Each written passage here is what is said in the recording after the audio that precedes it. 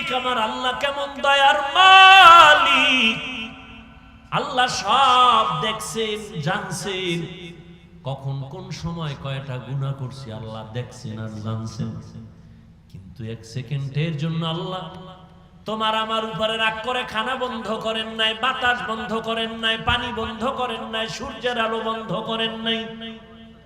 বরং আমার আল্লাহ বারবার ডাকে, আয় আয় আয়, হাইয়া আলাল ফানা, কল্যাণের পথে আয়।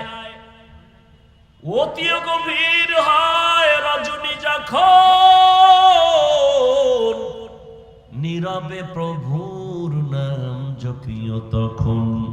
প্রভুর করুণা যদি পাইবারে চাও, গভীর রাতে উঠে প্রভুর গুণগান গাও। ও যুবক আল্লাহর গোলাম, আমার আল্লাহ প্রত্যেকটা রাতের শেষ ভাগে প্রথম আসমানে এসে তার আদরের বান্দাদের ডাকে, কি লাগবে বল। চাইতে দেরি পাইতে দেরি হবে না। ও যুবক, তুমি হিন্দু না, বৌদ্ধ না, ইহুদি না, খ্রিস্টান না, তোমাকে আমার এত বুঝাইতে হবে কেন? তোমাকে এত নামাজের কথা বলতে হবে কেন? এরপরেও তো তাবলীগ ওয়ালা বলো, পীর মাশায়েখ বলো, আলেম ওলামা বলো, দিন নাই রাত নাই, খানা নাই ঘুম নাই, কষ্ট করে করে পাও ধরে ধরে বুঝায় নামাজ পড়ো। ও বাবা, তুমি নামাজ কেন পড়তে চাও না? রোজা কেন রাখতে চাও না? মা বাবার দোয়া নিয়ে কেন চলতে চাও না?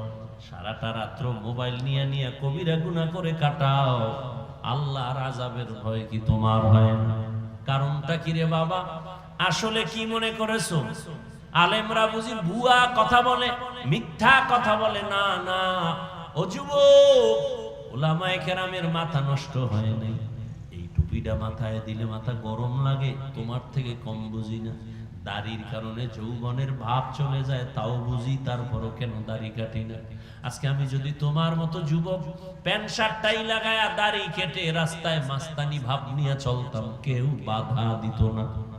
এই টুপির কারণে মাথা গরম, দাড়ির কারণে যৌবনের ভাব যায়। শুধু তাই না, কত মানুষ আমাদের বকা বলে, বাজে কথা বলে, গালি দেয় এই টুপির কারণে, দাড়ির কারণে। এরপরও কেন এই রাস্তা থেকে ফিরি না রে বাবা? ও আল্লাহর বান্দা, এর একমাত্র কারণ আল্লাহর কোরআন সত্য, নবীর কথা সত্য। ও যুবক আল্লাহর গোলাম, আমি কিন্তু তোমাকে হুজুর হওয়ার পরামর্শ দেই না যে তুমি স্কুল কলেজ বাদ দিয়ে আসো, মাদ্রাসায় আসো, আমগো মতো হুজুরে পাগড়ি লাগাও, হাতে তসবিহ নাও। না না না, আমি তোমাকে কি বলতে চাই, তুমি স্কুলে পড়ো আলহামদুলিল্লাহ, কলেজে পড়ো আলহামদুলিল্লাহ, চাকরি করো, বাধা নাই। তুমি একজন ডাক্তার হও, কলিজা ভরে দোয়া করি আল্লাহ কবুল করো। তুমি একজন ইঞ্জিনিয়ার হও, প্রফেসর হও, তবে আমার দাবি বেয়াদব হইও না। তোমার ব্যবহারে যেন কখনো মা বাবা কষ্ট না পায়, তোমার ব্যবহারে যেন কখনো আলেমরা কষ্ট না পায়, তোমার ব্যবহারে যেন কখনো মুরব্বীরা কষ্ট না পায়, তোমার আচরণে যেন বন্ধু বান্ধব কখনো কষ্ট না পায়। ও যুবক, একটু ডানে বামে তাকাইয়া দেখো, গভীর ভাবে জ্ঞান খাটাও। তোমার মতো যুবক জীবনে মাদ্রাসায় পড়ে নাই, স্কুল কলেজে পড়ে, জেনারেল লাইনে থাইকা 5 বেলার নামাজ পড়ে, মিথ্যা বলিও না, আছে না নাই? তুমি তোমাকে প্রশ্ন করো, তুমি কেন পারবা না রে বাবা? তোমার মতো যুবক তাকায় দেখো, রাস্তায় গাড়ি চালায়, ড্রাইভার 5 বেলার নামাজ পড়ে, সত্য বলো, আছে না নাই? তুমি তোমাকে জিজ্ঞাসা করো, তুমি কেন পারবা না? তোমার মতো যুবক র‍্যাব, আর্মি, পুলিশ, বিডিআর এর চাকরি করে, 5 বেলার নামাজ পড়ে, কোরআনের তেলাওয়াত করে কত সুন্দরভাবে, তুমি কেন পারো না? তোমার মতো যুবক তাকায় দেখো, ময়দানে কৃষি কাজ করে, দোকানে শ্রমিকের কাজ করে, নদীর মধ্যে মাছ ধরে, 1 বেলার নামাজও বাদ দেয় না, যা কামাই করে মা বাবারে খাওয়ায়, আজান হলে নামাজের মুসাল্লায় দাঁড়ায় যায়, আছে না নাই? তুমি কেন পারবা না রে বাবা?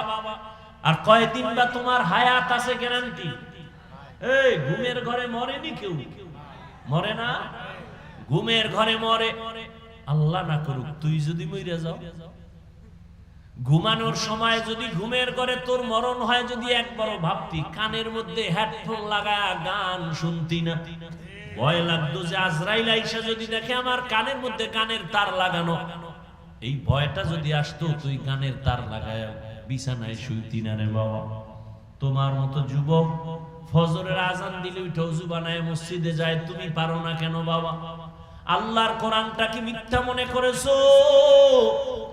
পারলে এখনো তো চ্যালেঞ্জ দাও, কোরআন শরীফ এটারে তো কেউ আলমিরায় তালা বাইরা রাখে নাই, সব জায়গায় খোলা মেলা। পারলে তুমি একটা ভুল বের করে দেখাও, আমি এখন দাড়ি কেটে ফেলবো, জামা কাপড় আগুন দিয়া আল্লাহর বিরুদ্ধে রাস্তায় নেমে নাচ গান শুরু করব। আল্লাহর কোরআনের একটা ভুল বের করে দেখাও, পারবা? ১৫০০ বছর পর্যন্ত অপচেষ্টা বহু বেঈমানেরা করেছে, পারে নাই। বরং বহু বিধর্মী মাথা নত করে কালেমা পড়েছে। ওই কোরআন একটু জবাব দাও, জবান খুলে, সত্য নাকি মিথ্যা? ওই কোরআন পুরাটাই সত্য নাকি কিছু কিছু সত্য? একটু আবার জবাব দাও, ওই আল্লাহর সত্য কোরআনের ভেতরে জান্নাতের বয়ান আসেনি? জাহান্নামের বয়ান আসেনি? কে জান্নাতে যাবে কে জাহান্নামে যাবে আল্লাহ তাও কোরআনে বলেছেন স্পষ্ট। ইন্নাল আবরারা লাফি নাঈম ওয়া ইন্নাল ফুজ্জারা লাফি জাহিম। নেক আমল যারা করবে তারা জান্নাতের যাত্রী, আর যারা গুনাহ করবে তারা জাহান্নামের যাত্রী। মিথ্যা কথা বলা কবিরা গুনাহ, গালি দেওয়া কবিরা গুনাহ, নাচ গান করা দেখা কবিরা গুনাহ, মা বাবার সাথে বেয়াদবি কবিরা গুনাহ, আলেমদের বিরুদ্ধে কথা বলা কবিরা গুনাহ, গীবত করা কবিরা গুনাহ, চুরি ডাকাতি করা কবিরা গুনাহ, অন্যের জিনিস না জিগাইয়া ধরা কবিরা গুনাহ, অন্যের জিনিস না জিগাইয়া খাওয়া কবিরা গুনাহ, সুদ খাওয়া কবিরা গুনাহ, ঘুষ খাওয়া কবিরা গুনাহ। ও আল্লাহর বান্দা, অন্যের হক নষ্ট করা কবিরা গুনাহ। ও নবীর উম্মত, এই গুনার রাস্তায় যারা চলবে তাদের ঠিকানা জাহান্নাম।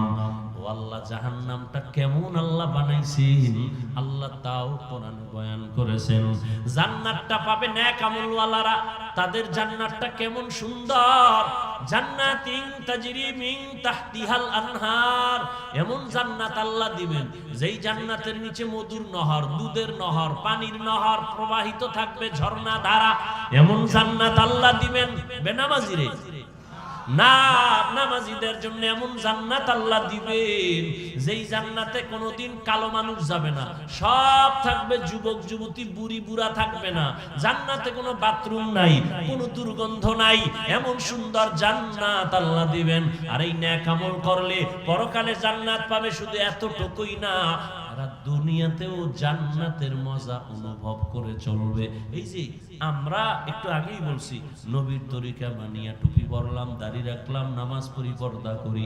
আজকে একদল করে দুনিয়া দুনিয়া কইরে একদল ভাগছে, আর একদল বসবে, আবার আসবে, আবার একদল ভাগবে। এইভাবেই চলতেছে দুনিয়াদারে।